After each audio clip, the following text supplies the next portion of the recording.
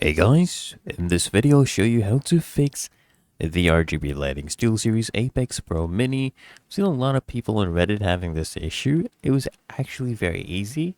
You'll also find this in the user manual as well, so this is what I did, right? You hold down two keys. So you see right here at the bottom right, you'll see the logo, okay? Apex SteelSeries logo. You hold this, hold it, and then hold V at the same time. Okay, both of these at the same time, hold it, and this will factory reset your SteelSeries Apex Pro Mini keyboard.